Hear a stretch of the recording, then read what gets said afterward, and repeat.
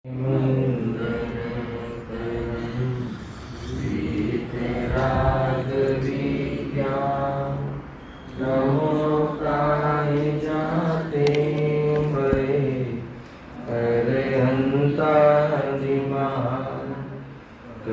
મંગલ કરિયો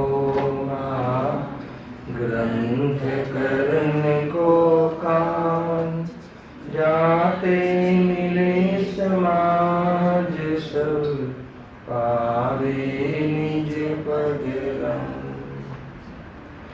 આત્મ રૂપયનુપમ અદભુત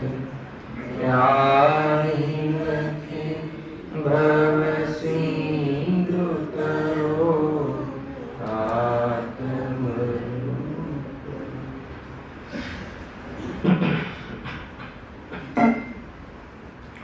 આ શ્રી મોક્ષમાર્ગ પ્રકાશક ગ્રંથ છે. 7મા અધિકાર ઉપર આપણે નિશ્ચયાભાસી મિથ્યા દૃષ્ટિનું સ્વરૂપ અને એમાં પણ એની પ્રવૃત્તિ સંબંધી ચર્ચા ચાલી રહી છે. આ બધી અજ્ઞાન પ્રવૃત્તિ છે. તો જે અજ્ઞાન પ્રવૃત્તિનું કારણ શું છે, તો એમાં એક વિકલ્પ એ આવે કે શાસ્ત્ર સ્વાધ્યાયી છે, શાસ્ત્રના આટલા અર્થ જાણે છે, તો પછી ભૂલ શું રહી ગઈ? તો કે નય વિજ્ઞાન નય જ્ઞાન અનવિજ્ઞોસી. ઉદ્દેશ્ય આજે કહ્યું ઘણું નય પ્રમાણ નિક્ષેપનું કેટલું ભેદરૂપ પણ વર્ણન કર્યું. નયો દ્વારા એક અપેક્ષા જાણે, પ્રમાણથી વસ્તુનું સ્વરૂપ જાણે, નિક્ષેપથી સ્થાપના આદિનું વ્યવસ્થિત વિચાર કરે અને તત્પશ્ચાત આત્માની અનુભૂતિ કરે. પછી નય પ્રમાણ આદિના વિકલ્પોની કોઈ જરૂર નથી. આજે પણ આમાં પ્રશ્નો છે, આ બધા ખુલીને પ્રશ્નો છે. એમાં નય સંબંધી જે અજ્ઞાન ચાલે છે, એકાંત રૂપી અજ્ઞાન ચાલે છે, એની અહીંયા ચર્ચા છે.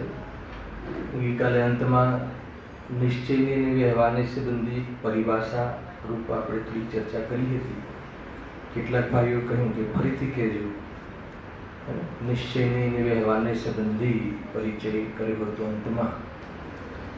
તો વ્યવહારની શું છે, નિશ્ચયની શું છે, વિષય લેવો નથી નયોનો, સામાન્ય પરિભાષા કે એ વ્યવહારને એ પરમાર્થનું પ્રતિપાદક છે, બરાબર છે. અને પ્રતિપાદ્ય શું છે? પરમાર્થ. નિશ્ચય, નિશ્ચય કહો, પરમાર્થ કહો. સામાન્ય અર્થ કરીએ તો વ્યવહાર પ્રતિપાદક છે અને નિશ્ચય એનું પ્રતિપાદ્ય છે. શાનું પ્રતિપાદન કરે છે? નિશ્ચયનું, પરમાર્થનું પ્રતિપાદન કરે છે. ચાહે અભેદમાં ભેદ કરીને કથન કરે કે ચાહે બે ભિન્ન વસ્તુઓને અભેદ કરીને કહે. સાંભળ્યું? બહુ ઊંડું નથી ઉતરવું મારે નયોમાં, સામાન્ય તમને પરિચય. એક અખંડ આત્મામાં ભેદ કરીને કથન કરે કે બે ભિન્ન વસ્તુઓને, દેહ અને આત્માને એક કરીને કથન કરે, પણ એનું પ્રયોજન તો પરમાર્થને બતાવવાનું. મૂળ વસ્તુ પ્રતિપાદ્ય બિંદુ શું છે? એનું પરમાર્થ.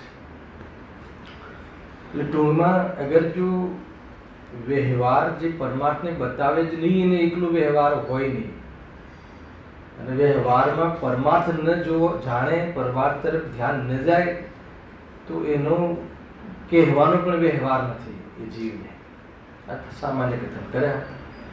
નિશ્ચયનું શું નામ આપ્યું હતું? કે નિશ્ચય નહીં નિષેધક છે, અને એનું નિષેધ્ય શું છે? તો કે વ્યવહાર એનું નિષેધ્ય છે. જે એનું પ્રતિપાદન કરે છે એનો આ નિષેધ કરે છે. ગજબ છે, શું શૈલી છે! હેલા, જે વ્યવહાર નિશ્ચયને બતાવે છે એ વ્યવહારનો નિષેધ નિશ્ચયને કરે. એટલે નિશ્ચયને નિષેધક છે અને વ્યવહાર એનું નિષેધ્ય છે. એમાંથી એક ભાવ એ કાઢ્યો હતો કે નિશ્ચય પૂર્વક નિષેધ હોય છે. નિશ્ચયની ખબર ના હોય, યા નિશ્ચય એના વિષયનો આશ્રય ના હોય, અને નિષેધ કરે તો નિશ્ચયાભાસ થઈ જાય છે. ખ્યાલ આવે કે નહીં? નિશ્ચય એના વિષયનું કાં તો એને ખ્યાલ જ ના હોય, હે ને, અર્થાત તો એનો આશ્રય ના હોય, અને એકલું માત્ર રહેવાનો નિષેધ કરી નાખે. નિશ્ચય નહીં તો નિષેધ કરે, નિશ્ચય તો નિષેધ કરે, પણ એના આશ્રયપૂર્વક નિષેધ હોય છે. એ પ્રમાણે બે નવીનીઓથી મગજમાં રાખવા જેવી થીમ છે. જ્યારે નિશ્ચયનું વર્ણન ચાલતું હોય ત્યારે એના આશ્રય લઈ અને એનો વ્યવહારનો નિષેધ ઓટોમેટિક થાય છે. અને જ્યારે વ્યવહારની વાત ચાલતી હોય, એની મુખ્યતાથી વાત ચાલતી હોય, તો પરમાત્માને સમજવા માટે છે કે આ બંનેનું પોતપોતાનું આગવું પ્રયોજન છે. એ પ્રયોજન પ્રમાણે અગર જો એ કાર્ય સાધે તો કાર્યની સિદ્ધિ અવશ્ય થાય, નહીં તો કોઈને કોઈ આભાસમાં વ્યવહાર નિશ્ચયનું પ્રતિપાદન કરે અને પ્રતિપાદનને ધર્મ માની લે તો વ્યવહારમાં છે. આ બધી વસ્તુ આ પ્રમાણે આ બે નયોની જે રમત છે, એનું પ્રયોગની જે રમત છે, એ આપણને આવડવું જોઈએ. એમાં ખ્યાલ આવે એ જે વસ્તુ કહે છે એ જો બે નયનું યથાર્થ જ્ઞાન, બંનેના વિષયોનું સ્પષ્ટીકરણ અને પછી એનો પ્રયોગ.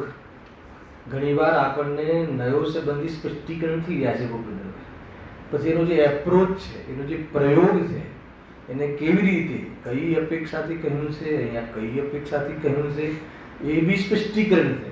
પછી એનું મારા જીવનમાં કેવી રીતે પ્રયોગ કરવો, નયોનો પ્રયોગ કેવી રીતે કરવો, પ્રયોગ કરીને મારા જ્ઞાનની સ્પષ્ટતા કેવી રીતે કરવી, કરીને દૃષ્ટિનો વિષય હાથ લાગી જાય અથવા દૃષ્ટિનો વિષય દૃષ્ટિમાં આવી જાય તો કહે છે કે એનું પ્રમાણે સાચું, એના નય સાચા અને એના નિક્ષેપે સાચા.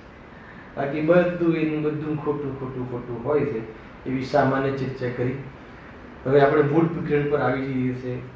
એમાં નિશ્ચયાભાસી જે મિથ્યાદૃષ્ટિ જે છે એની જે પ્રવૃત્તિ છે એના સીનની ચર્ચા ચાલે છે.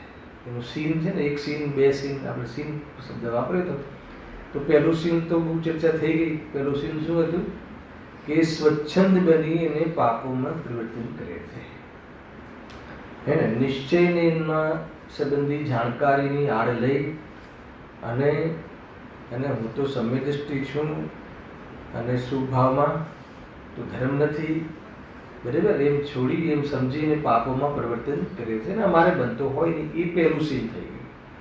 બીજું સીનની ચર્ચા ચાલે છે. એક બે અંતિમ પેરેગ્રાફ બાકી છે, ખાલી સીનને યાદ કરાય તો સીન શું છે.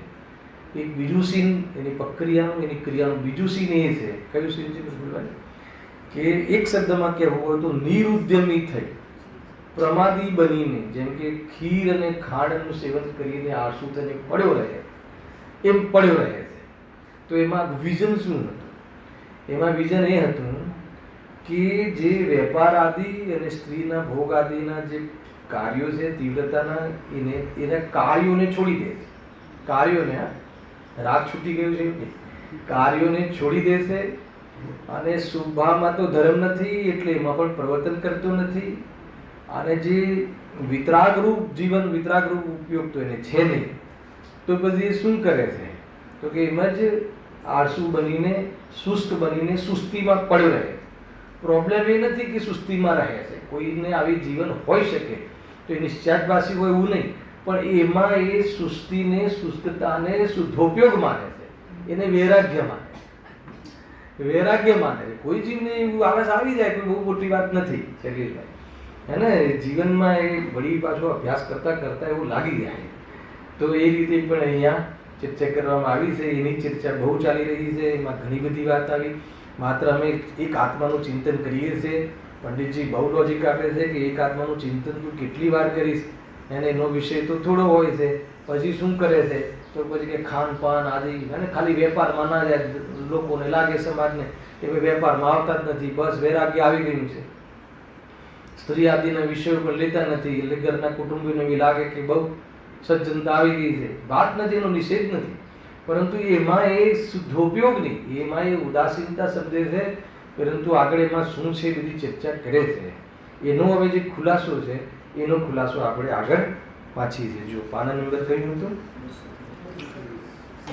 213 ઉપર ડાયરેક્ટ ત્યાંથી લઈએ છીએ. અથવા જેમાં કોઈ સપનમાં પોતાને રાજા માની સુખી થાય, હે ને તેમ તું પોતાને ભ્રમથી સિદ્ધ સમાન શુદ્ધ માની પોતાની મેળે જ આનંદિત થાય છે, હે ને અસામાન્ય કથન કર્યું. એટલે સિદ્ધ સમાન છું એવી દ્રષ્ટિ નથી આને, એ સંબંધી જાણકારી છે, એ સંબંધી શુદ્ધના વિષયનું એને જ્ઞાન છે. તો એ શુદ્ધને સંબંધી જ્ઞાન છે એને આત્માનુભવ માની લે છે અને ખુશ રહે છે કે મને તો આત્માનો અનુભવ છે.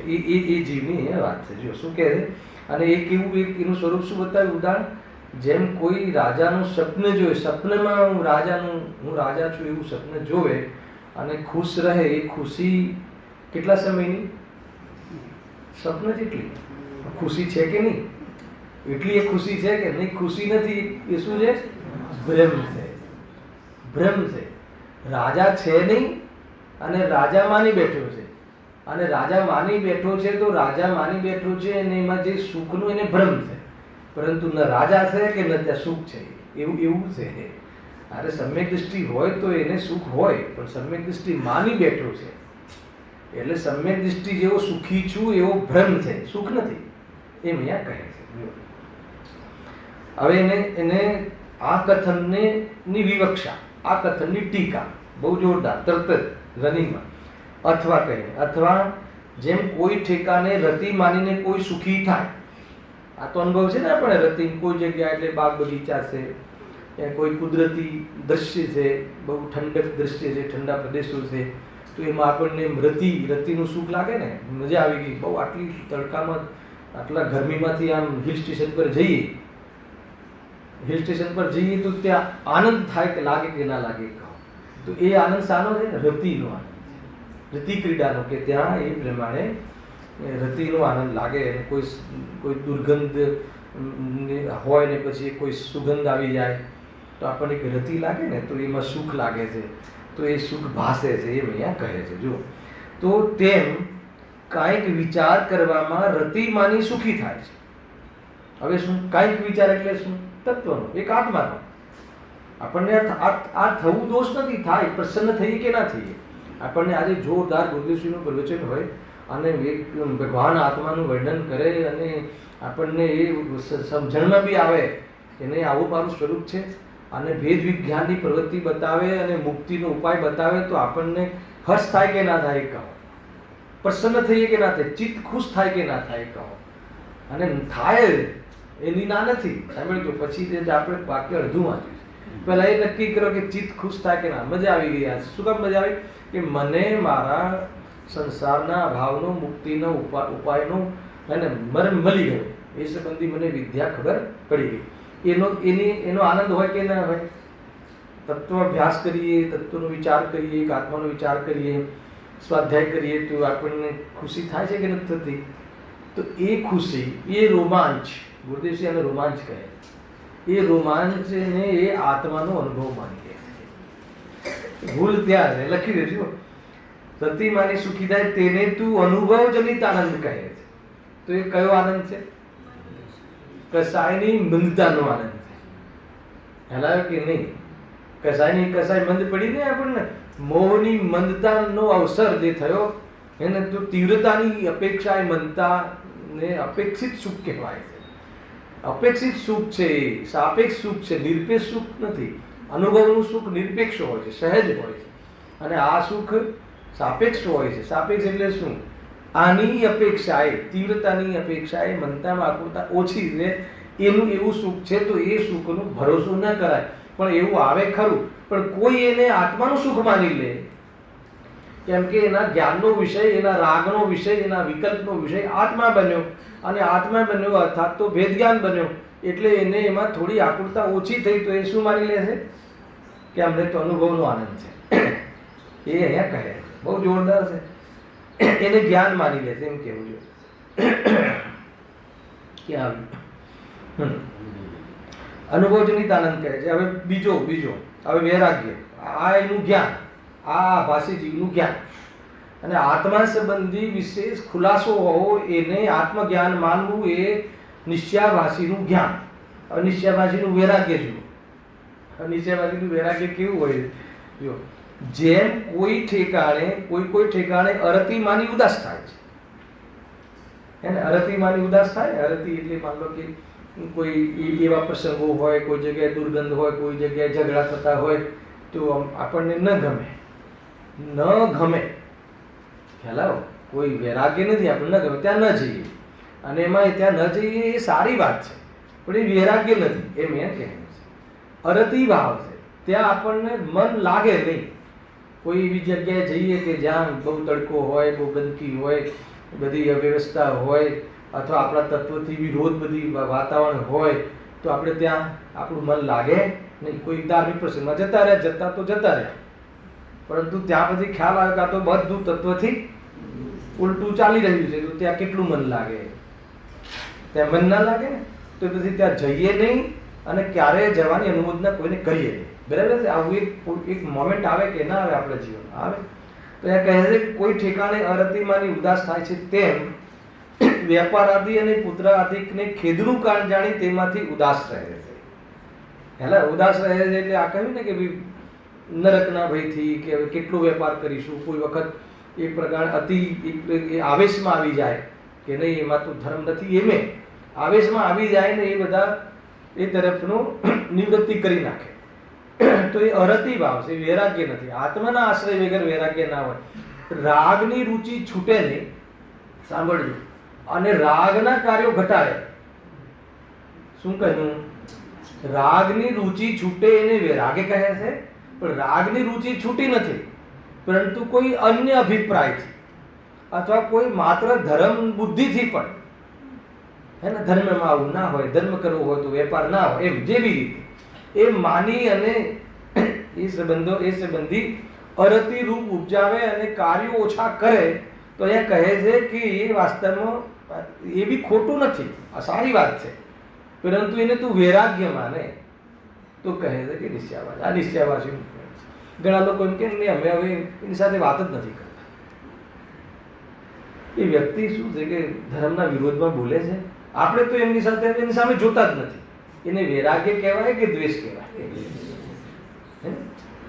આ રીતે બનતું હોય છે. ઘણી વાર આપણે ઘરમાં કહીએ, ભાઈ બહેનો આપણા કુટુંબમાં કહીએ કે તારા દીકરાઓને જરા સમજાવ. નહીં, આપણે તો સમજાવવાનું છોડી દીધું છે. કોઈ કોઈને સમજાઈ શકતો નથી એ આધારે નહીં, કોઈ કોઈને સમજાઈ શકતો નથી એ આધારે, અને રાગ સમજાવવાનો રાગ મટી ગયો હોય એ આધાર પર નથી સમજાવતો એમ નહીં. તો કયા એને ન સમજાવવાનો જે ભાવ કહે છે કે હવે હું તો એને સમજાવતો જ નથી, સમજાવવાનું બંધ કરી દીધું છે, એ સમજાવવાનું બંધ કરી દીધું છે, એ જે અરતિ જે ભાવ છે એને, એ જે ઉદાસીનતા બતાવે છે, એ વૈરાગ્ય છે કે દ્વેષ છે? કસાય ગર્ભિત વૈરાગ્ય આગળ શબ્દ લખ્યો છે, બહુ જોરદાર છે.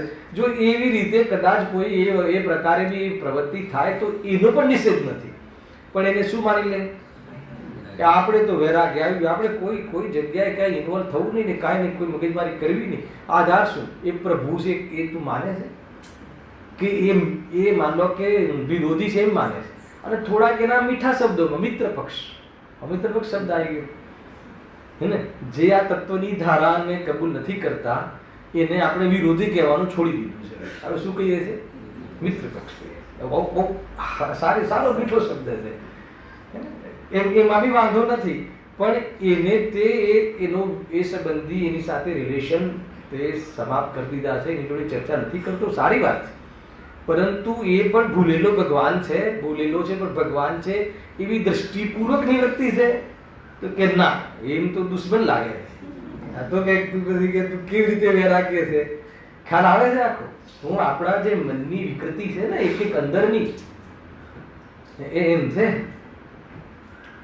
કદાચ આપણે આપણા ગુરુને સમજવાની ભૂલ કરી હોઈ શકે, મારે એ બતાવવું છે. ખ્યાલ આવે? માન લો કે પ્રફુલભાઈ આ ધારા, અરે હું તો કહું છું આ ધારાના વિરોધી નહીં, આપણામાં કોઈ એકાંત થઈ ગયું હોય, કોઈને થઈ જાય, કોઈને કોઈ એક વિષયમાં એકાંત થઈ ગયું હોય, તો આપણે એને કઈ દ્રષ્ટિથી જોયા છે કે આ જો આવે ઓલા ગ્રુપવાળા, આ જો ઓલા ગ્રુપવાળા, આપણે તો એમની સાથે વાત કરવી કે ન એમની સાથે જય જિનેન્દ્ર કરવું, એટલે આપણને તો બહુ વિરક્ત છીએ. વૈરાગ્ય છે, આ વૈરાગ્ય છે. ખ્યાલ કે નહીં? તો કહે છે કે એ વૈરાગ્ય નથી, એ દ્વેષ છે. થાય છે કે નહીં? હું તો એ નથી કહેતો કે જે આ ધારામાં જ નથી, આ ધારામાં આવીને કોઈ એકાંત, કોઈ એક પક્ષમાં વિશેષ એને બુદ્ધિ લાગી ગઈ બને ને, એમાં શું છે? એ પરમેનન્ટ થોડી છે. અરે નિશ્ચયાવાસી જે હોય છે ને, માની લો કે કોઈ એક વ્યક્તિ ક્યારેક નિશ્ચયાવાસી હોય, ક્યારેક વ્યવહારાભાસી થઈ જાય, ક્યારેક ઉભ્યાભાસી થઈ જાય ને ક્યારેક દ્રષ્ટિ સમ્યકે કરી લે. શું કહેશો તમે? શું કહેશો? કોઈ એક ફાઇનલી કોઈ આજે અમે આવવાવાળું છે ને આગળ જે પેલું શું કહેવાય વેદાંતિ ને સાંખ્ય મત, કોઈ આ નિશ્ચયાવાસી વ્યક્તિ, જેમ કે વેદાંતિઓનું એક સંપ્રદાય છે અને એક આખું અલગ સંપ્રદાય ચાલે છે, એક આખું એનું ફિલોસોફીનું એક ગ્રુપ છે, બૌદ્ધનું, વેદાંતિનું, સાંખ્યવાદીનું, એવું કોઈ નિશ્ચયાવાસીનું કોઈ અલગ ગ્રુપ નથી. આપણામાંથી આ સ્વાધ્યાય કરવામાંથી જ ક્યારેક કોઈ વખત આપણે નિશ્ચયાભાસી થઈ જઈએ, ક્યારેક વ્યવહારાભાસી થઈ જઈએ ને ક્યારેક સાચી સમજણ આવી જાય તો દ્રષ્ટિ સમ્યક પણ થઈ જાય. એટલે કોઈ એવી જાતિના ભેદ ગૃહ કે એવી દ્રષ્ટિ નહીં રાખવી, મારું એમ કહેવું છે. ટૂંકમાં એ વૈરાગ્ય નથી ભાઈ. જેને આત્મદૃષ્ટિ હોય સાચી અને એને સમજાવવાનો ભાવ આવે પણ એની રુચિ ના હોય, આ તો હું સમજાઈ શકું છું એવી દ્રષ્ટિ ના હોય ને સમજાવવાના રાગ પરની કોઈ અપેક્ષા ના હોય, એના સામે એ વાસ્તવમાં વૈરાગ્ય છે. એમાં એનું કોઈ પોતાના પ્રયોજન સધાતું એને ભાષે નહીં, એનું નામ વૈરાગ્ય છે. બહુ જોરદાર. ઉદાસીનતા એનું નામ છે. મને માનો કે આનંદભાઈ તમને સમજાવવાનો ભાવ આવ્યો, પણ એ ભાવ પ્રત્યે મને કોઈ પ્રયોજન સધાતું હોય એવું માનતો જ નથી, તો હું એ ભાવ પ્રત્યે ઉદાસીન છું. નહીં તો એમાં મારી ઊંડે ઊંડે ઊંડે ઊંડે રાગની અપેક્ષા હોય ને તમે ના સમજો ત્યારે દ્વેષની અપેક્ષા હોય. એ રીતે જીવ ચાલ્યા રાખે છે સંસાર એનો. અને આ ફિલ્ડમાં આવીને આટલું સરસ તત્વ અભ્યાસ કરીને પણ એવા ખાંચા રાખે છે અને એવી જગ્યાએ અટકે છે આ જીવ કે મૂળ પહોંચી નથી શકતો. હે ને, હું તો એ વાજિબની વાત નથી કરતો કે જે સમોસણમાં નીચે બગીચામાં જ અટકી જાય. ખ્યાલ આવ્યો? હું એવી વાત નથી કરતો. સાંભળજો. મેં તો આવ્યો પેલો સમોસણમાં નીચે, ખબર નહીં આ ઇન્દ્રને શું એ બુદ્ધિ, નીચે બગીચા, એક તો જીવને બગીચામાં ફરવાનું ગમે, તો બગીચા શું કામ બનાવે? તો કે અમે એવો પાત્ર જીવ ચાહીએ છીએ કે બગીચા હોય તો એનું ઉલ્લંઘન કરીને એને ઓરંડીને ઉપર આવે. એનો કન્સેપ્ટ છે. નહીં તો કોઈને એમ થાય કે જ્યારે બધી તમારે બગીચામાં અટકી ના જવા માટે પછી બનાવો શું કામ? કે નહીં, ઓછી નથી જોઈતો અમને કે વચમાં બગીચા આવે તો અટકી જાય. બનાવે નીચે બધું બહુ વાડીને બગીચાઓ ના આવે તે. તો કોઈ જીવ આમ સમોસણમાં આવે તો પછી એટલું જ જોઈને પાછો જતો હોય. બહુ સરસ હતું સમોસણ, ભગવાન સુધી પહોંચે જ નહીં. ગજબ છે. ખેર, એ બીજો વિષય છે. જો હા, પુત્રાદિને ખેદનું કારણ જાણી તેનાથી ઉદાસન રહે છે તેને તું વૈરાગ્ય માને છે. હા, નિશ્ચયાવાસી. પણ એવા જ્ઞાન વૈરાગ્ય તો શું લખ્યું છે? કશાય ગર્વિત છે. હે ને? એ જ્યારે કશાય મટાડવાનો ઉદ્યમ કરવાની વાત છે સમ્યક દૃષ્ટિને, નેક્સ્ટ દ્રષ્ટિમાં કશાય છૂટી ગઈ તો પછી કશાયનો અભાવ કરવાના ઉદ્યમમાંનું હર શ્વાસ, એનું હર કદમ, એની હર ચેષ્ટા, એના જીવનની હર પ્રવૃત્તિ દેખાય ભોજન કરવાનું પ્રવૃત્તિ, પણ અહીંયા એમ કહે છે કે એની હર પ્રવૃત્તિ એને કશાયને અભાવ કરવાના ઉદ્યમરૂપ હોય છે. ગજબ હોય છે એનો કન્સેપ્ટ. ખ્યાલ આવે કે નહીં? દુનિયામાં દેખાય કે ભોગોમાં પ્રવર્તે છે, પરંતુ એને ઇલાજ બુદ્ધિથી પ્રવૃત્ત હોવાથી એને અભાવ કરવાનો ઉદ્યમ વર્તે છે. દ્રષ્ટિ તો ઊંચી છે, સમ્યક છે, પણ ચારિત્રમાં પણ એને આ પ્રકારે અપ્રત્યાખ્યાના વર્ણિયના ભાવ કરવાનો ઉદ્યમ કર્યો. ક્યારે ઉદ્યમ હોય છે? ભોગોમાં હોય ત્યારે. આ કેમ કે એને એ ભોગોમાં પ્રવર્તવાની જેટલો ભાવ છે ને, એ જેમ કોઈ ઈલાજ માટે દવાનું સેવન કરે ને એવી પ્રકારે એનું એ પર પ્રવર્તન હોય છે. એટલે એને આ ભાવ રૂપ જ ઉદ્યમ છે એમ કહે છે. અને અજ્ઞાનીને નિશ્ચયાવાસી અજ્ઞાની હોય તો એમાં શું થઈ ગયું? હે ને, એમાં બંધ થતો જ નથી. ખ્યાલ આવે? એક તો એવી પ્રકારનો જીવ હોય છે અને જ્ઞાનીઓને પણ હોય જ છે એમ કહીને પોષણ કરાય. અને એક અંદરમાં હર્ષ ભેદ અંદરમાં હર્ષથી કરે બધું કામ. તો એ પ્રમાણે આવી પ્રકારની ખોટી પ્રવૃત્તિ નિશ્ચયાવાસીના જીવનમાં જોવા મળે છે. હવે તમને એમ લાગે કે આવો લેબલ લગાવી દેતા હોય ને તો આપણને બધું સારું પડે. તો કે આપણે કોણ નિશ્ચયાવાસી છે અને કોણ વ્યવહારાભાસી છે એનું લિસ્ટ બનાવવા માટે આ લેસન નથી કરતા. આપણા જીવનમાં કોઈ આભાસ ચાલી રહ્યો હોય, ક્યાંક આપણી સમજણમાં ભૂલ થતી હોય, તત્વમાં એકાંત થતું હોય અને એ પ્રમાણે આપણે આપણી શાંતિને પામી ના શકતા હોય, આકુરતા બની રહેતી હોય, તો એના ઉપર આપણે ધ્યાન કરવું જોઈએ, એનો વિચાર કરવો જોઈએ. એટલા માટે છે, બીજો કોઈ આનો ઉદ્દેશ નથી. આપણે જનરલી આ લોકો જો ઓલું ગ્રુપ છે ને એ પર્યાયની વાત જ નથી કરતું, તો એ કદાચ આભાસવાળું જીવ હોઈ શકે. અને અમુક ગ્રુપ તો ખાલી પર્યાયની વાતો કરે છે અને એને બધા નિરાકરણ આગળ આવવાવાળા છે. એટલો ખુલાસો સ્ટાર્ટ થશે હવે તો કે બહુ સ્વપર પ્રકાશ અધ્યાત્મ પ્યોર હવે આવશે. હવે જે આવવાવાળી જે પોઈન્ટો છે એમાં તો કહે છે કે નહીં, બધા વ્યવહારા પાસે આમ સર્ટિફિકેટ આપવાની તો એટલી ઉતાવળ હોય છે આ જીવને. અનિશ્ચયવાસી, વ્યવહારાસી, આ ભાષી, આ ભાષી. અરે અહીંયા તો કહે છે કે એકેન્દ્રીય જીવમાં પણ ગુરુદેવસિંહને સીધું ભગવાન જોવાની આદત હતી, એવી દ્રષ્ટિ હતી. ભાઈ વાત તો મુદ્દાની તો આ છે ને, જો તમે નિશ્ચય અર્થાત તો મૂળ સ્વરૂપ જોઈને પછી ભેદોનું જ્ઞાન ગમે એટલું કરો, એમાં કોઈ ભૂલ નહીં પડે. એ અહીંયા સ્વરૂપ છે. આગળ વિતરાગરૂપ ઉદાસીનતામાં તો જે નિરાકુળ થાય છે, આવે ને નિરાકુળતા થઈ, નિરાકુળતા નહીં થઈ તો પછી એ કોઈ વૈરાગ્ય નથી. એ કોઈ વાસ્તવમાં જ્ઞાન શક્તિ વૈરાગ્ય શક્તિ નથી. મેં લીધું હતું પહેલાં, જ્ઞાન શક્તિ ને વૈરાગ્ય શક્તિ.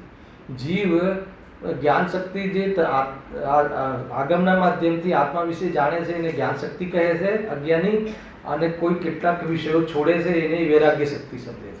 અહીંયા કહે છે કે આત્માની રુચિ એ જ્ઞાન શક્તિ અને રાગની રુચિ છૂટવી એ વૈરાગ્ય શક્તિ. અને એ પૂર્વક એને જે રાગાદી ભાવોમાં વિરક્તતાનો ઉપાય કરે છે તો એને ઉપચારથી પણ વૈરાગ્ય કહે છે, અનુવ્રત મહાવ્રતાથી. એ આખો કન્સેપ્ટ છે. જો વિતરાગરૂપ ઉદાસીનતામાં તો જે નિરાકૃત થાય છે તે સાચો આનંદ, જ્ઞાન, વૈરાગ્ય જ્ઞાની જીવોને ચારિત્ર મોહની હીનતા થતા પ્રેરિત થાય છે. ચારિત્ર મોહનો અભાવ થવું જોઈએ એનો એક આધાર આપી દીધો. હવે થોડીક વાર આને સમેટે છે આ વિષયને, બહુ અદ્ભુત છે કે જે ઓલો નિરુદ્યમી જીવની છાપ કેવી છે બતાવે છે પંડિતજી. વળી તે કોણ? નિરુદ્યમી, સેકન્ડ સીન, બીજી પ્રકારની પ્રવૃત્તિ નિરુદ્યમી થઈને કે આપણે તો પાપ કર્મ બી પાપ કાર્ય બી ઓછા કર્યા છે, સ્ત્રી આદિના ભોગ નથી લીધા, અને આપણે વેપારમાં બી હવે કંઈ ખાસ હવે જવાનો ભાવ નથી આવતો, અને મંદિરથી તો ધર્મ થતો નથી એટલે ત્યાં બી નથી જતા. હા, બે વાત. પછી ત્રીજું તો પછી શું કરો છો? તો બસ આપણે એકલો આત્માનું ચિંતન કરીએ છીએ. બરાબર છે? તો એકલો આત્માનું ચિંતન પંડિતજી કહ્યું ને, કેટલું કરીશ તું કરી કરીને? હું ધ્રુવ છું કેટલું કરીશ? હેલા, અને પછી તું એનો ભેદ કરીશ તો પાછું વિશેષમાં આવી જઈશ. શું કરીશ તું? હે ને, પાછું વ્યવહારમાં આવી જઈશ. ભેદનો તો વ્યવહાર કહેવાય. તો હવે શું કરીશ? એની ચિંતા રહે છે, બંધની ચિંતા. કાલ વાંચી હતી પંચાસ્તી કઈ નહીં આખી. તો પછી શું કરે છે? પછી બસ બધી એમ અડધી આંખ ખુલ્લી રાખીને કહ્યું ને, બસ છલથી ભ્રમથી એને એમ લાગે છે કે જો આપણને તો કોઈ હવે તો મને મંદિર જવાનો પણ બોજો નથી. શું બોજો નથી? વેપાર આદિનો તો ભાવ જ નથી આવતો, અને તત્વચિંતન પણ ક્યારેક ક્યારેક કરું છું, એટલે હું એટલો બધો વૈરાગી થઈ ગયો છું કે તત્વના ચિંતનથી પણ વિરક્ત છું. શાબાશ. આ નિશ્ચયવાસીનું એક ચિત્ત બતાવું તમને, એનું જે મનોવિજ્ઞાન શું કામ કરે છે, એની સાયકોલોજી આ છે, અને મોટી ભૂલ કરે છે. આપણે તો તત્વના ચિંતનમાં બી તો તત્વનો વિકલ્પ બી તો શું છે, આશ્રય છે ને, એટલે બી આપણે કોઈક વાર કરી નાખીએ છીએ એમ. અને તો પછી કરો શું છે? બસ આપણે તો શુદ્ધોપયોગમાં રહીએ છીએ, એકદમ આત્મામાં રહીએ છીએ. તો કે એને તું આ લખ્યો ને શુદ્ધોપયોગ શબ્દ વાપર્યો ભૂપેન્દ્ર આગળ, એને શુદ્ધોપયોગ માને છે. શુદ્ધોપયોગ છે એવો હોય શુદ્ધોપયોગ. બહુ ચર્ચા આવવાની છે, ખુલી જશે વિષય. જો આગળ વળી તે વેપાર આદિ ક્લેશ છોડી શું કરે છે એ બી બતાવી દીધું. અને કોઈ એક બાહ્યમાં જે લોકમાં દેખાય એવી પ્રવૃત્તિ છોડી દે છે, પણ ઘરમાં તો બધી બાકી કે ભોજન આદિની પ્રવૃત્તિ આ લખ્યું છે, છોડી ઈચ્છાનુસાર ભોજન આદિ પડે સુખી થતો પ્રવૃત્તિ. અને કાંઈ પણ વિવેક વગર પક્ષનો વિચાર કર્યા વગર કાંઈ નહીં. એમાં શું છે? ખાવામાં શું અપક્ષ? કંઈ હાથમાં ખાઈ શકતું નથી. એને 2-2 કલાક 4-4 કલાક સ્ત્રીઓના મહિલાઓના ઘરમાં બગાડવા એના કરતાં બજારમાં રેડીમેડ મળે છે. હેલા, અરે તને જો એ મહિલાઓ પ્રત્યે એટલો અંદરમાં તને કરુણાભાવ હોય તો તું તારા ખાવાના ભાવ ઓછા કરી નાખ, ડિમાન્ડ ઓછી કરી નાખ. સરવાળે આવું તો ત્યાં પડશે એને. તું બીજા ત્રીજા રસ્તા નહીં શોધ. તો બીજો રસ્તો શોધ. ગવર્મેન્ટ આ બંધ કરે તો બીજો રસ્તો શોધી દે. એને ચોરી કરવાની આદત હોય એટલે રસ્તો જ શોધે. એને એમ ના થાય કે આ તારા ચોરી પર કંટ્રોલ અથવા એના અભાવ કરવા માટે ગવર્મેન્ટ બી ચાહે છે, પરંતુ આ તો નહીં. કુશળ વેપારી કોને કહેવાય? એને એ બસ બધાને ખ્યાલ છે ભાઈ. એને ઉદયથી મળે છે, પુણ્યના ઉદયથી, માયાચારીથી મળતું નથી, અને મળ્યા પછી એમાં સુખ હોતું નથી. આ આખું પેકેજ તમને 2-4 મહિને એકવાર કહું છું. શું કહ્યું? માયાચારીથી મળતું નથી, પૂર્વના ઉદયથી મળે છે, અને મળી જાય તો એમાંથી સુખ આવતું નથી. એટલે બધું વ્યર્થ વ્યર્થ વ્યર્થ વ્યર્થમાં બધું આ જીવે પોતાનું સામર્થ્ય ખોઈ નાખે. વિચાર કરવા જેવું છે. અંતે અને પોતાને ત્યાં કસાય રીત માને એટલે જે બધું થોડું ઘણું છોડ્યું ને, એટલે એને શું છે, કેટલાક વિષયો છોડે છે ને કેટલાક વિષયો તો બહુ કરે છે. અને કયા વિષયો છોડે છે? હું આને આ રીતે કહું છું ઉપેન્દ્રભાઈ, કે 5 ઇન્દ્રિયમાં કેટલીક ઇન્દ્રિયના વિષયોમાં તો બહુ કઠોર પાલન કરે છે, અને કેટલીક ઇન્દ્રિયો તો એટલી ખુલ્લી મૂકી દે અને એ રીતે કરે છે. 6 કલાક 8 કલાક વસે એમ કાંઈ નહીં. રસના ઇન્દ્રિય, આ ચક્ષુ ઇન્દ્રિયના વિષયો એ પ્રમાણે એમાં એટલા બધા ધમધુકાટ ચાલતું હોય, અને પાછું અહીંયા તો પંડિતજી કહે છે કે અને પોતાને કસાય રહિત માને. ખાલી એક વેપાર છોડી દીધો અને એક સ્ત્રી આદિનો વિષય છોડી દીધો તો તું વૈરાગી થઈ ગઈ. એવું નથી કે કોઈ કરવાની પ્રેરણા, સારી વાત છે, પણ એ કરીને શું કરવાનું અથવા એ કર્યું એને શું કહેવાય બે ખબર નથી. એ કર્યું એને શું કહેવાય એ ખબર નથી, અને એ કરીને પછી શું કરવાનું એ ખબર નથી, ક્યાં જવું એને ખબર નથી. હે ને, મંદિરના પગથિયા બી બંધ કરી દીધા છે ને, અર્થ, કામ, મોક્ષ અને બીજું કયું હતું? ધર્મ, એટલે વ્યવહાર ધર્મ. 4 પ્રકારના પુરુષાર્થ જે લોકમાં જોવા મળે છે એ 4માં નિરુત્સાહી થઈ ગયો. હે ને, નિરુત્સાહી થઈ ગયો. કોઈ જાતનો ઉત્સાહ નહીં. ન ખાવામાં ઉત્સાહ બતાવે, અને ઉત્સાહ ના બતાવે એને વૈરાગી બતાવે. આત્માના આશ્રય વગર એને ઉદાસીનતામાં, એ ઉદાસીનના ખાતામાં નથી જતું એ પરિણામ. આત્માની દ્રષ્ટિ અને આત્માની દ્રષ્ટિનું પ્રયોજન ના હોય તો કહે છે કે કોઈ તારો લૌકિક દ્રષ્ટિએ બી એ વ્યવહાર સાચો નથી. બહુ બધું વિચાર કરવા જેવું છે. જો, અને એ પોતાને ત્યાં કસારહિત માને છે, પરંતુ એ પ્રમાણે આનંદરૂપ થતા તો રૌદ્ર ધ્યાન હોય છે. બોલો, આનંદ કરે. આપણે તો કસાય રહિત થઈ ગયા, બસ ભોજનાદિ કરી લઈએ છીએ, બાકી તો એમાં પાછું આનંદ માને તો એ રૌદ્ર ધ્યાન કહે છે. એવું કહ્યું અહીંયા. એ રૌદ્ર ધ્યાન માને છે કે ધર્મ ધ્યાન માને છે? લોકોને એમ લાગે છે કે બહાદુરી છે. જો જે આત્મા અનાજનું સેવન કરી શકતો નથી, એમાં ગ્રહણ ત્યાગ સુનિષ્ઠ શક્તિ છે. આત્મા અણહારી છે, એને અડતો એ નથી. આ જાતના કથનો ગુરુદેવસિંહે ખોલ્યા છે, એ પોતાની ભાષામાં એક પકડી લે છે, અને પછી માનો કે કોઈ વખત ચણા ફાકે કે કોઈ અપક્ષ સેવન કરે, એમાં એ બહાદુરી માને છે. અને આપણે તો એમ માનીએ છીએ, અડે જ ક્યાં છે, એમાં એને બલવાન માને છે, એમાં એની ક્વોલિટી માને છે. તો કહે છે કે એના માટે નહોતું કીધું. વસ્તુ સ્વરૂપ એ છે, એનો આશ્રય અને એનું તને સર્વાંગ એનું સમર્પણ થઈ જશે તો ભોજનનો ભાવ જ ઉત્પન્ન નહીં થાય.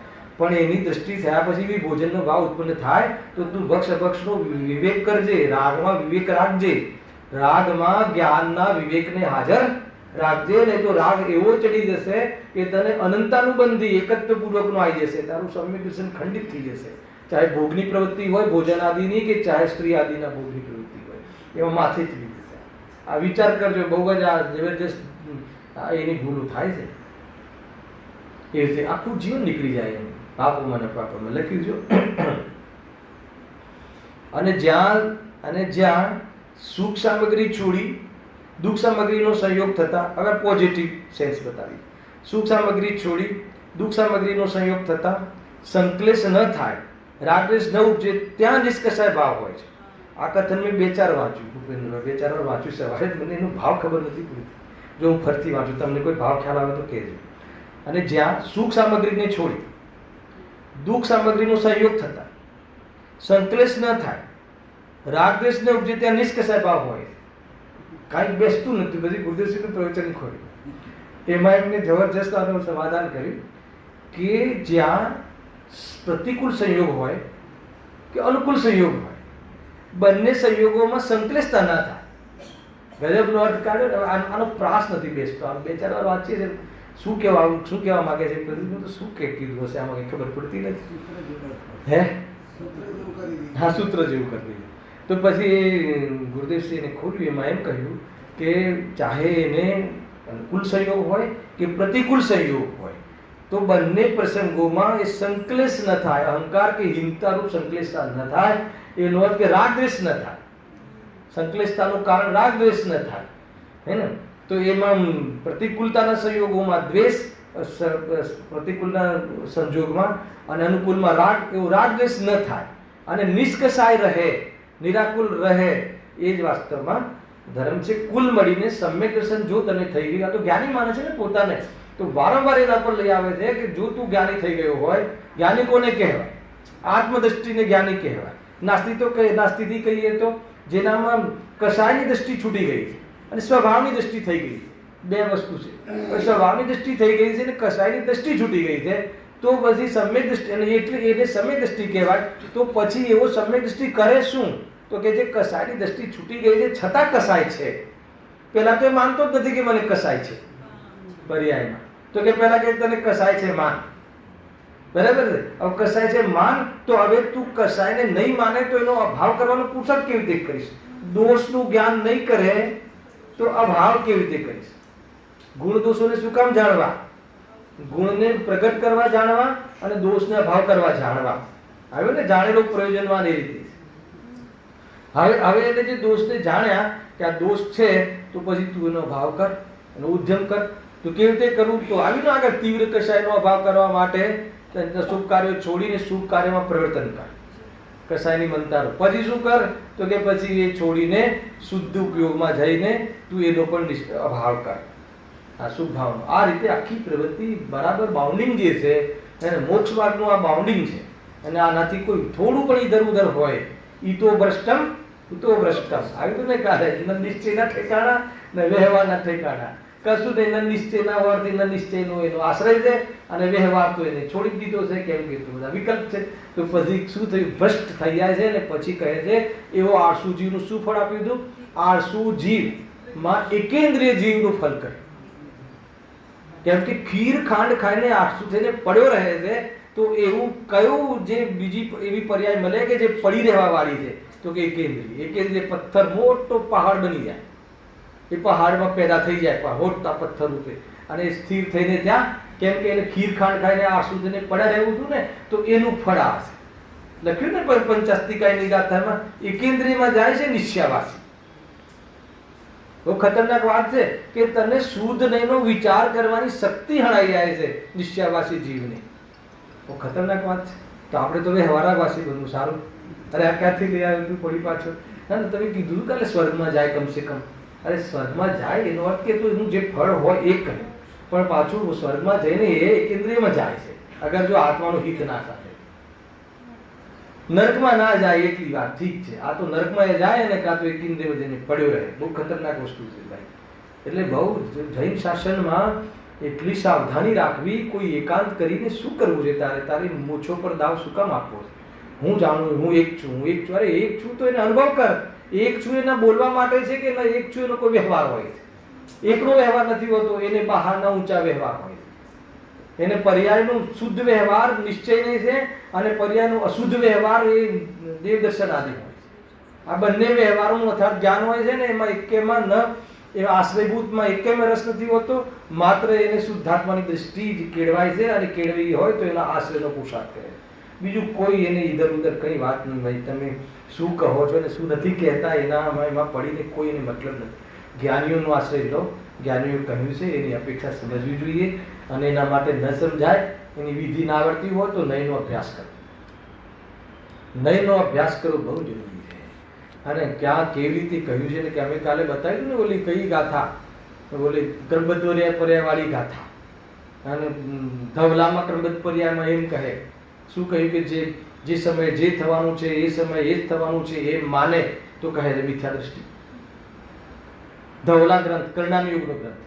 આ જો ક્રમબદ્ધ પર્યાય સ્પષ્ટ રીતે દ્રવ્યાનુયોગમાં નથી કથન, અને સ્પષ્ટ કથન કાર્તિકેય અનુપ્રેક્ષામાં, અને ચરણાનુયોગનો ગ્રંથ. ચરણાનુયોગના ગ્રંથનો પક્ષપાતી ચરણાનુયોગને અડવું નહીં તો, પણ ક્રમબદ્ધ પર્યાયની વાત કાર્તિકેય અનુપ્રેક્ષામાં આચાર્ય કાર્તિકેય કહી. જે સમયમાં જે ક્ષેત્રે જે એમાં છે ને કાર્તિકેય અનુપ્રેક્ષામાં છે એ ક્રમબદ્ધ પર્યાયનું ઓરિજિનલ વર્ણન. સમયસારમાં તો ખાલી ક્રમ નિયમિત કહીને છોડી દીધી વાત. ક્રમ નિયમિત કહ્યું ને 320 ગાથા એ રીતે. પ્યોર ક્રમબદ્ધની જે પરિભાષા છે એ ચંડન યોગમાં કહી, પણ ત્યાં એમ જો બંને શાસ્ત્રના કથન છે અને બંનેમાં શાસ્ત્રના અર્થ સુધી સીમિત રહેશો તો ઝઘડા થશે. તો પછી હવે એ કહેવા પાછળનો આશય શું છે? તો કોઈ એમ કહે કે જે સમયે જે થવાનું છે એ થાય, એમ થશે, હે ને, એમ માનીને પ્રમાદી બનીને ભેદજ્ઞાનનો પુરુષાર્થ ન કરે તો એને મિથ્યા દ્રષ્ટિ. ત્યાં એમ અર્થ કરે. ઘણા લોકો આનો ઉલટો અર્થ કાઢે છે કે ક્રમબદ્ધ પર્યાય જો છે ને એ તો જ્ઞાની માટે છે, ક્રમબદ્ધ પર્યાય અજ્ઞાની માટે નથી. કોઈ એવો અર્થ કાઢ્યો, હે ને, જ્ઞાની માટે છે એટલે નહીં તો ક્રમબદ્ધ પર્યાય છે. ગુરુદેવશ્રીનું પાછું પ્રમાણ આપે. ગુરુદેવશ્રી કહે ને ક્રમબદ્ધ પર્યાય જ્ઞાનીને હોય, અજ્ઞાનીને ના હોય. અરે અજ્ઞાનીને ના હોય એટલે એનું બધું કાર્ય ક્રમબદ્ધ ના હોય એમ નહીં, એ પહેલા કરી શકે એમ નહીં. એ થોડું કે જ્ઞાનીનું ક્રમબદ્ધ છે. અરે એવું નથી હોતું. ગુરુદેવ એમ કહે છે કે ક્રમબદ્ધ પર્યાય સમજીને જે દ્રવ્ય સ્વભાવની દૃષ્ટિ ના કરે તો એ અજ્ઞાનીને સાની ક્રમબદ્ધ પર્યાય, હે ને. છઠ્ઠી ગાથા, ઉપાસવામાં આવતો શુદ્ધ છે. હવે જે ઉપાસતો નથી એને સાનો શુદ્ધ? ઉપાસવામાં આવતો થકો શુદ્ધ છે. એનો અર્થ શુદ્ધ નથી, આપણે ઉપાસતા નથી તો ના, એ શુદ્ધ તો છે ત્રણેય કાળે, અભવ્ય ને શુદ્ધ છે. પરંતુ તું નથી ઉપાસતો તો તારે શુદ્ધ છે કે નથી એમાં શું ફરક પડ્યો? નથી બરાબર છે. જા એનો જે કન્સેપ્ટ લોકો ઉલટો કાઢે છે. જેમ કે અજ્ઞાની કેટલા ઝઘડા ચાલે, કેટલા એને બસ બધું ચાલે છે. જોઈ લો તમે. પછી ઓલો કહે કે ના જ્ઞાનીને જો ગુરુદેવશ્રીએ કીધું છે ને એટલે જ્ઞાનીને ક્રમબદ્ધ માનો. આપણે તો ક્રમથી પહેલા બી આપણે જરા મહેનત વધારે કરીએ ને તો આત્માનું કલ્યાણ થઈ જાય. તો કેમ ના થાય? એ તારા માટે એટલે તને પહેલા કશું નથી હોતું. ક્રમબદ્ધ જાણીને અને એના પર્યાય તરફનો જે તારી દ્રષ્ટિ છે ને હટાવવાની, રાખવાની, ફેરવવાની, એ દ્રષ્ટિ છૂટી જાય એનું નામ દ્રવ્ય દ્રષ્ટિ. કોઈ દ્રવ્ય દ્રષ્ટિમાં બી દ્રવ્યમાં ઘૂસી જવું અને ધ્રુવમાં કંઈ સમાઈ જવું એવું હોતું જ નથી. જે વસ્તુ જેવી છે એમ માનવી, અને એમ માનવીનો અર્થ કે જે સામાન્ય સ્વભાવ રીતે માનવું, પરિપૂર્ણ માનવું અને પર્યાયને ક્ષણિક રૂપે માનવું. તો એમાં જે ફેરફાર કરવાની બુદ્ધિ મટી જવી અને પરિપૂર્ણ માનતા, પોતાને કોઈ બહારની અપેક્ષા ના રહેવી, એવો જે અંદરમાં નિરપેક્ષ અનુભવ થાય છે એનું નામ દ્રવ્ય દ્રષ્ટિ.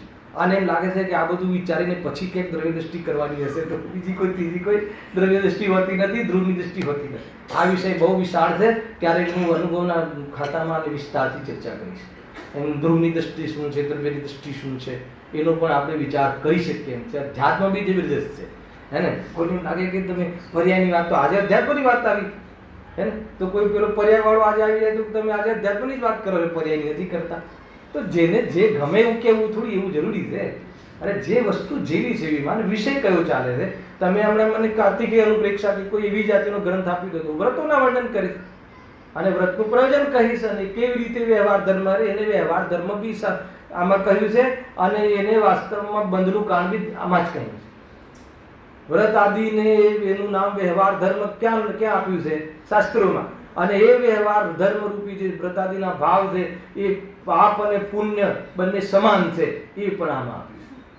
હવે બંને તમે ખાલી અર્થ સુધી સીમિત રહેશો અને એમાં એ કહીને એનું પ્રયોજન, પહેલા તો એની અપેક્ષા શું છે, હવે જીવ અપેક્ષા સુધી બી પહોંચી ગયો છે, પણ એનું મારા જીવનમાં એનું પ્રયોજન શું છે અને એનો પ્રયોગ શું છે એ બાકી રહી.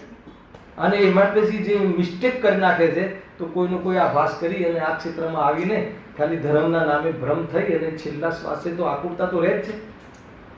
એવું તો નથી કે એને દેહ બુદ્ધિ છૂટી ગઈ છે તો પરેશાન થઈ જાય છે. પછી એને ક્યારેક તો આનંદભાઈ એવું થાય છે કે એને શંકા જાય કે આ ઉદ્દેશ્ય કહ્યું, ખાલી આપણે વાતો કરી અને કંઈ કર્યું નહીં એટલે આપણું કામ ના થયું. એ રીતે ગુરુ પર, ધર્મ પર, મૂળ દેવશાસ્ત્ર ગુરુ પર બી શંકા કરી અને બહુ મોટો અપરાધ કરી નાખ્યો છે. અને છેલ્લે બધી કદાચ થોડું જીવન રહી જાય તો બધી પરિભાષાઓ નવી છપાવે છે. નિમિત્ત ઉપાદાનની પરિભાષાઓ નવી છપાઈ ગઈ. ના, નિમિત્ત કરે તો ખરું. સર્વથા કિંચિત કર નથી. અરે નથી સર્વથા કે સર્વથા શું છે તને ખ્યાલ નથી. એનો શું અર્થ થાય છે કે શું? બહુ બધી મેટરો છે. આટલા માટે કહું છું એ નિશ્ચયાવાસીનું જે વર્તન છે, એટીટ્યુડ છે, એની જે અંદરનું થિંકિંગ છે અને એની જે પ્રવૃત્તિ છે એના ઉપર બહુ વેટેજ આપ્યું. અને એને લઈને પ્રવૃત્તિ કદાચ કોઈ બહારમાં આવી જાય તો એને બહુ અહિત કરી નાખે. જે વસ્તુ જેવી છે સમજ. પ્રોબ્લેમ શું છે? આવવાવાળું છે. આ તો મેં સ્થાપના કરી જ હવે એના વિષયની. ને શનિ રવિ ખુલવાવાળા વિષય જો એ પ્રમાણે ભ્રમરૂપ પ્રવૃત્તિ તેમની હોય છે. અહીંયા સમેટ્યો એ. અને હવે અંતમાં એ વાત કહે છે આ ટોપિકનું. એના પછી બી નિશ્ચયાવાસીની પ્રવૃત્તિનું ઓર સુપર ડુપર પ્રવૃત્તિ બતાવે છે એની. સુપર ડુપર એટલે કે એમાં તો તમે એને પકડી જ ના શકો એવી અંદરમાં સપટ પ્રકાશક સંબંધી જે અંદરમાં ભૂલ છે. જો કુદેકુ ગુરુશાસ્ત્ર વાળો તો જીવ છે જ નહીં. આ નિશ્ચયાવાસી જે છે ને એ સ્થૂલ ગ્રહિત મિથ્યા દ્રષ્ટિ નથી, ત્યારે બી જોવા ના મળે. તો પછી એને સપટ પ્રકાશક સંબંધીમાં પરને જાણવા સંબંધી જે એની એ સંબંધી એની જે માન્યતા રહે છે એ મિથ્યાત્વ કેવી રીતે પનપે છે એની ચર્ચા હવે આવવાવાળી છે. એના પહેલાં આ જે ટોપિકનું જે સમેટવાનું જે પ્રવૃત્તિ કરી છે જોઈ લઈએ. એ પ્રકારે જે જીવો કેવળ નિશ્ચયાવાસના અવલંબી છે તે મિથ્યા દ્રષ્ટિ જાણવા. બરાબર છે? અહીંયા સુધી આ ફાઇનલ સિદ્ધિ કરી. હવે ફરીથી રવાયું નહીં તો ઓર કમ્પેરિઝન કરી પંડિતજીએ. જેમ વેદાંતી વા સાંખ્ય મતવાળા જીવ કેવળ શુદ્ધાત્માના શ્રદ્ધાની છે. શું કહ્યું? ના ખ્યાલ આવે? હું શું ફરીથી બોલું? સાંખ્ય મતવાળા બી શુદ્ધાત્માના શ્રદ્ધાની કહ્યા. આપણને તો એવું લાગતું હતું કે આપણે ત્યાં જૈન લોકો જ શુદ્ધાત્માના શ્રદ્ધાની છે. અહીંયા તો કહ્યું કે સાંખ્ય મતવાળા અને લઈ લો બધા સાંખ્ય વેદાંત જેવી બહુ બધા એ બધા શું છે? મૂળ તો આ લેવા છે વેદાંત ને સાંખ્ય મત એ લોકો માને છે. તો કહે કેવળ શુદ્ધાત્માના શ્રદ્ધાની છે. શુદ્ધાત્માના શ્રદ્ધાની છે. એ જે રીતે શુદ્ધાત્માના શ્રદ્ધાની છે એ જે રીતે શુદ્ધાત્માનું શ્રદ્ધાન એટલે જે રીતે છે કેવી રીતે છે એ પણ એને આપણે ત્યાં તો ગુણસ્થાન આદિ નથી, એ મારા નથી એમ માને છે. પેલા તો કહે છે કે એ કોઈ ચીજ જ નથી, એનાથી બી સુપર નિશ્ચયાવાસી દેવી. નિશ્ચયાવાસીના આ ચચેરા ભાઈ છે એમ કેવું છે પંડિતજી કહે છે. મોસેરા ભાઈ ચચેરા ભાઈ જે કેમ કે બંનેની માન્યતા મળતી આવે છે. પેલા બી કેવળ શુદ્ધાત્માનું શ્રદ્ધા. કેવળ શુદ્ધાત્માનું એટલે કે એક જ આત્મા માને છે, એક શુદ્ધ બ્રહ્મ. વિશ્વની અંદર એક શુદ્ધ બ્રહ્મ છે, બીજું કાંઈ છે જ નહીં. બીજું વિશ્વમાં બીજું કાંઈ છે જ નહીં. અને આપણે બી એક શુદ્ધ બ્રહ્મ જ છે ને. મારા માટે મારો શુદ્ધ બ્રહ્મ એ મારા માટે આખું જગત શૂન્ય છે, પણ જગત જગતમાં પરિપૂર્ણ છે. મારા માટે શૂન્ય છે. આ તો કહે છે જગત છે જ નહીં, હું તો એક જ આત્મા શુદ્ધ બ્રહ્મ. તો પછી કે આ તું કે છે કોણ છે? તું કે શુદ્ધ બ્રહ્મનો અંશ. દેખાય છે શું છે? તો બધું માયા છે. માયા એટલે કાંઈ નથી, ઇન્દ્રજાલ. ગજબ છે. અરે પોતાને ઇન્દ્રજાલમાં ખપાવીને બી એ બહારમાં સાંખ્યમતી કોઈને ભગવાન માનવા, બ્રહ્માને ભગવાન માનવા તૈયાર થાય છે. આ બહુ મોટી અચરજની વાત. પોતાના અસ્તિત્વનો સ્વીકાર નહીં. ગજબ છે. જો એ લખી જો વેદાંતી વા સાંખ્યમત વાળા જીવ કેવળ શુદ્ધાત્માના શ્રદ્ધાની છે. તેમ આ પણ જાણવા, આ પણ એટલે નિશ્ચયાવાસી પણ, એ પણ જાણવા શુદ્ધાત્માનું શ્રદ્ધાન એ તો સમ્યક દર્શન છે. સાંખ્ય મત વાળો શુદ્ધાત્માનું જે શ્રદ્ધાન છે એ ગ્રહિત મિથ્યા દ્રષ્ટિ છે, અને જૈનમાં જે શુદ્ધાત્માનું શ્રદ્ધાન છે સમ્યક દ્રષ્ટિ છે. શું કહ્યું? કોઈ કહે કે તમે બહુ તમારો પક્ષ બહુ ખેંચો છો, તમારે જૈનોનો ભેદભાવ અને તમારું બધું સાચું એ બધું ખોટું. અરે આપણે ત્યાં જે જૈનીમાં જે સમ્યક દ્રષ્ટિ કોને કહ્યું? બધું માને છે સંયોગ સંયોગી ભાવ જે છે, પણ એ મારું સ્વરૂપ નથી. એની દ્રષ્ટિ છોડીને સ્વભાવની દ્રષ્ટિ કરે છે, એનું નામ સમ્યક દ્રષ્ટિ છે. પણ અહીંયા નિશ્ચયાવાસી દ્રષ્ટિ કહે છે કે સંયોગ જેવી ચીજ છે નહીં, અને મારી પર્યાયમાં રાગ દ્વેષ આદિ કોઈ વસ્તુ છે નહીં, અને હું તો હાલ પર્યાયમાં પણ શુદ્ધ છું. તો એને પર્યાયમાં ગુણસ્થાન આદિ હોવા છતાં નિષેધ કર્યો. અને પેલા લોકો કહે છે કે એવી કોઈ ચીજ જ નથી. તો કે બંને જણની મારે એકલો શુદ્ધાત્મા જ છે, અને આ બી કહે છે કે અમે હમણાં જ શુદ્ધાત્મા છીએ પર્યાયમાં. તો બંનેનું જે શ્રદ્ધાંત કરીબ કરીબ ખ્યાલ આવે કે નહીં? તો બંને એક જ પ્રકારના એવી નિશ્ચયાવાસ જ છે, આ બી નિશ્ચયાવાસ જ છે. હેલા માનવાનો અર્થ શું છે? છે. અને સમ્યક માનવાનો શું છે? મારો સ્વભાવ નથી, બસ. પણ તું કે છે જ નહીં, છે જ નહીં કહેવામાં શું પ્રોબ્લેમ છે? જ્યારે મારો છે જ નહીં તો એટલે માટે પ્રોબ્લેમ છે કે તું છે જ નહીં કહીશ, તું છે ક્ષણિક રૂપે, અને એનો અભાવ કરવાનો છે. એ પુરુષાર્થ તારો ક્યારે આવશે એ બતાવે. ખ્યાલ આવે? મૂળ ચંદ્રકાંત નહીં એ રીતે છે. જો તેમ આ પણ જાણવા, કારણ કે શ્રદ્ધાની સમાનતાથી તેમનો ઉપદેશ આમને ઈષ્ટ લાગે છે. ગજબની વાત છે. અને આનો ઉપદેશ તેમને ઈષ્ટ લાગે છે. એટલે બે મળી જાય તેવું લાગે કે આપણે મજા છે. તમારે ત્યાં બી શુદ્ધ બ્રહ્મ કહ્યું ને, અમે બી શુદ્ધ બ્રહ્મ માનીએ છીએ, અમે બી ગુણસ્થાન છે, પણ માનતા નથી. અમે એને માનતા નથી નો શું? છે જ નહીં. તો ગુણસ્થાનાતીત થવાની વાત કેમ લખી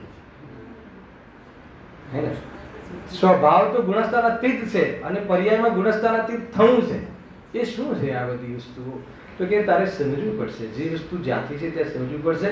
હવે એક નવું ચેપ્ટર ચાલુ થાય છે, આપણી પાસે 7 મિનિટ છે. હવે એની સ્થાપના કરું છું, બહુ જબરજસ્ત છે. નવું ચેપ્ટર એટલે આ જ છે, પણ ઓર એક વિશેષ સૂક્ષ્મ વાતો અહીંયા કહી છે. હવે એનું ઓર એની જે પ્રવૃત્તિ છે, એની માન્યતામાં જે પ્રવૃત્તિ છે, એ પ્રવૃત્તિની ઓર અહીંયા રજૂઆત કરવામાં આવી છે. હેડિંગ પણ આપ્યું છે, સ્વદ્રવ્યના પરદ્રવ્યના ચિંતન વડે નિજરા બંધનો પ્રતિબંધ.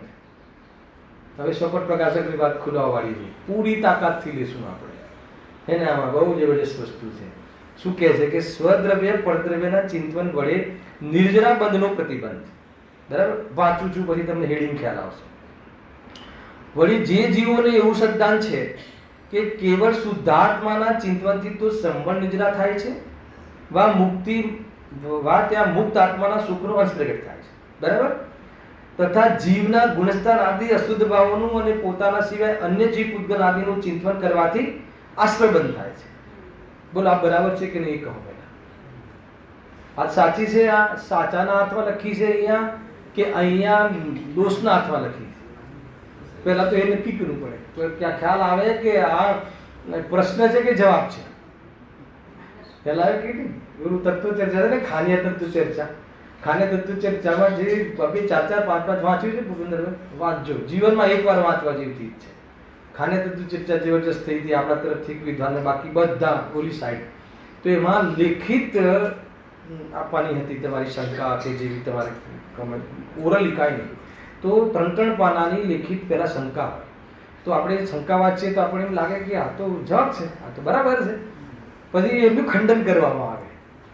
તો મને બતાવો કે આ મંડન કરવાની વાત છે કે ખંડન કરવાની વાત છે? હું ફરીથી વાંચું છું, એમ લાગશે કે વાત તો સાચી છે. વળી જે જીવોનું એવું સિદ્ધાંત છે કે કેવળ શુદ્ધાત્માના ચિંતનથી તો સંબંધ નિજરા થાય. બરાબર, વા ત્યાં મુક્ત આત્મા એટલે મોક્ષના સુખનો એક અંશ પ્રગટ થાય છે, તથા જીવના ગુણસ્થાન આદિ અશુદ્ધ ભાવોનું અને પોતાના સિવાય અન્ય જીવ પૂતગલ આદિનું ચિંતન કરવાથી આશ્રય બંધ થાય છે. માટે તે અન્ય વિચારથી પરાળ મુખ રહે છે. માટે અન્ય ગુણસ્થાન આદિનું જ્ઞાન કરવાથી શું થાય? હવે એ ચિંતન શબ્દ પડ્યો છે ને, એ ચિંતન શબ્દનો અર્થ કયા અર્થમાં લીધો છે અહીંયા, અને કયા કયા અર્થ હોઈ શકે, અને અહીંયા કયા અર્થમાં લીધું છે, એ 2 વસ્તુની આપણને ખબર હશે તો આ ટોપિક આપણને ખ્યાલમાં આવશે. ચિંતનનો એક અર્થ થાય છે કે જાણવું, અને ચિંતનનો એક અર્થ થાય છે કે એ સંબંધી વિકલ્પપૂર્વક વિચાર કરવો. ખ્યાલ આવ્યો? એક તો એ સંબંધી વિચાર કરવો કે જાણવું, આત્મા સંબંધી જાણવું, પર સંબંધી જાણવું, એને પણ ચિંતન કહે. અને આત્મા સંબંધી વિચાર કરીને વિકલ્પ કરવો, વિકલ્પપૂર્વક વિચાર કરવો, એમ લઈ લો, વિકલ્પપૂર્વક વિચાર કરવો, વિકલ્પાત્મક વિચાર કરવો, એને પણ ચિંતન કહે. આપણે જે ચિંતન કરીએ છીએ એ કયા ચિંતનમાં આવશે, અને અહીંયા જે ચિંતન કહેવા કહ્યું છે પંડિતજીએ કયા અર્થમાં આવશે?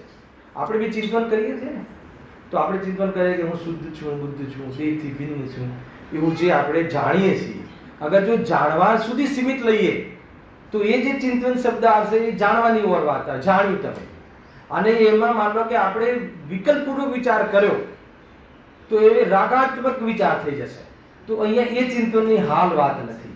અહીંયા ચિંતન એ સેન્સમાં લીધું છે પંડિતજીએ કે કોઈ એવું માને કે આપણે શુદ્ધનેનો વિષય ભગવાન આત્મા જે છે એને જાણીએ તો શું થાય? સંવર થાય, નિજરા થાય. અને જો પર સંબંધી ચિંતન કરીએ, પરને જાણીએ તો શું થાય? બંધ થાય. ખતરનાક વાત છે આ. જેટલી બી અત્યારે મિસ્ટેકો ચાલી રહી છે ને, બધી તમે પોસ્ટ મોકલાવો ને મને ઘણી વાર થાય કે આ પોસ્ટનું નામ લઈને વ્યક્તિ સાથે ચર્ચા કરો, એને ખ્યાલ નથી આવતો કે શું પોસ્ટ કરી એનો અહીંયા હાથ કાઢે છે. એવું સામાન્ય વાત નથી. અહીંયા ફરીથી અહીંયા એમ કહે છે કે કોઈ વ્યક્તિ એમ કહે કે શુદ્ધાત્માને જે દ્રવ્યાનુયોગ કે શુદ્ધનેનો જે વિષય છે એનું જ્ઞાન કરીએ તો શું થઈ જાય? સંવર થાય, નિજરા થાય, હે ને, સમ્યક દર્શન થાય, એમ કહેવું છે. અને જે પર છે, પર શરીર છે, માર્ગના સ્થાન છે, ગુણ સ્થાન છે, એની જે અવસ્થાઓ છે એને જાણીએ તો શું થાય? બંધ થાય. બરાબર છે? એટલા માટે અમે પરથી પરાળમુખ રહીએ છીએ, એટલા માટે અમે પરને જાણવાનો નિષેધ કરીએ છીએ. આ પ્રશ્ન. અને અત્યારે તો એ બધી ચાલે છે કે પરને જાણવાથી બંધ થાય, પરને જાણવાથી બંધ થાય. પરને ન જાણવું એ ધર્મ છે, એવી પોસ્ટો આવી રહી છે. ખબર નહીં આ જીવને ક્યાંથી. હવે અહીંયા જેટલી બી આપણા મગજમાં વિકૃતિ છે એ આ વિશે હું તમને તત્વસૂત્રનો આધાર લાવ્યો છું. આજે હું આજે તો હવે નહીં આવે, નેક્સ્ટ શનિ રવિવારે એનો આધાર લઈને ચર્ચા કરીશું, ઓર બી આધાર લઈને ચર્ચા કરીશું. શું કહેવું છે આમાં? મહત્વપૂર્ણ વિષય હવે ચાલુ થાય. સ્વપર પ્રકાશક સંબંધી જ્ઞાનમાં, જ્ઞાનનો એટલો રસીલો વિષય છે, જ્ઞાનનું એટલું જોરદાર સ્વરૂપ છે, એમાં એટલી રમણતા આવવી જોઈએ. પણ એ જ્ઞાનને લઈને આપણે શું શું કરી લીધું અને જ્ઞાનને કયા ખાતામાં ખતવ્યું કાંઈ જ ખબર નથી. એક વસ્તુ ધ્યાનમાં રાખજો કે જાણવાના સ્વભાવને જે આધાર લઈએ છીએ, જાણવાના સ્વભાવનો આધાર લઈને જે ભેદ જ્ઞાન કરવામાં આવે છે, અહીંયા ધ્યાન રાખો. એ કર્યા કરશે જે સાંભળો, જાણવાના સ્વભાવને લઈને જે ચર્ચા કરવામાં આવે છે એમાં જાણવા સંબંધી વાત નથી. જાણવાની જે ચર્ચા, જાણવાનો આધાર લેવામાં આવે છે એમાં જાણવાની કોઈ વાત જ નથી. જાણવાનો આધાર લઈને, જાણવાના સ્વભાવનો આધાર લઈને આત્મા શુદ્ધ છે સિદ્ધ કર્યું છે. જાણવાનો આધાર લઈને બે પદાર્થો ભિન્ન છે આધાર કર્યું છે, સિદ્ધ કર્યું છે.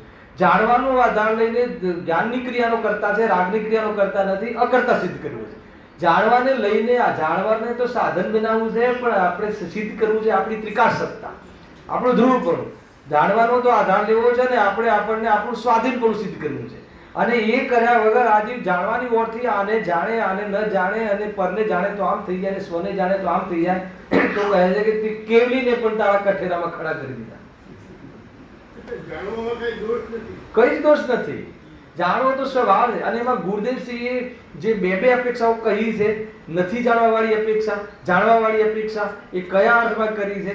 મંગલવાણી નામનો એક ગ્રંથ થયો ને આપણે 15 વર્ષ પહેલા, દરજી છે બરોડાના, એક દરજીભાઈ, પ્યોર ગુરુદેવસિંહના મતલબ કે શિષ્ય, ઓળખતા છો તમે તો. એમને એક મંગલવાણી કરીને ગ્રંથ લખ્યું છે. એમાં પૂરેપૂરા રત્નાકરના આધારમાં જે અપેક્ષાઓ સ્વપર પ્રકાશકની જે છે ને પોષક, એ ખેંચીને લખ્યું છે. બે વસ્તુ લખી છે કે ગુરુદેવસિંહ જાણવાને સ્વભાવ કર્યું એ લખ્યું છે, અને ગુરુદેવસિંહ જાણે પરને નથી જાણતું એ લખ્યું છે. હવે બે વસ્તુના અર્થ, કેમ કે ગુરુદેવસિંહ શાસ્ત્રથી વાંચતા હતા, બે વાત શાસ્ત્રની લખી છે, પણ બે વાત કહીને શું કહેવું છે એમાં ઝઘડા ચાલુ છે. એ વાતનું જબરજસ્ત અહીંયા આપણે એનું સ્પષ્ટીકરણ કરીશું. અને એમાં પહેલા તમે આ જેટલા પ્રશ્નો છે ને ઘરેથી વાંચીને આવજો, અને જેટલા પ્રશ્નો છે પતે ને ત્યાં સુધી તમે કોઈ પ્રશ્ન કરતા નહીં. કેમ? કેમ કે આગળ પ્રશ્ન આવી જવાના છે, અને પછી રહી જાય તો આપણે એક પીરિયડ એના માટે રાખીશું. સહેજાનંદી શુદ્ધેશ્વરી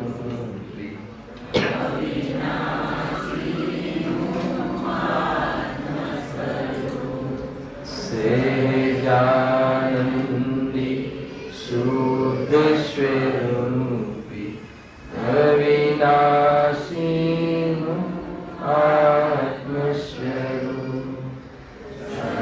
સહેજાનંદી શુદ્ધેશ્વરૂપી અવિનાશી આત્મસ્વરૂપ.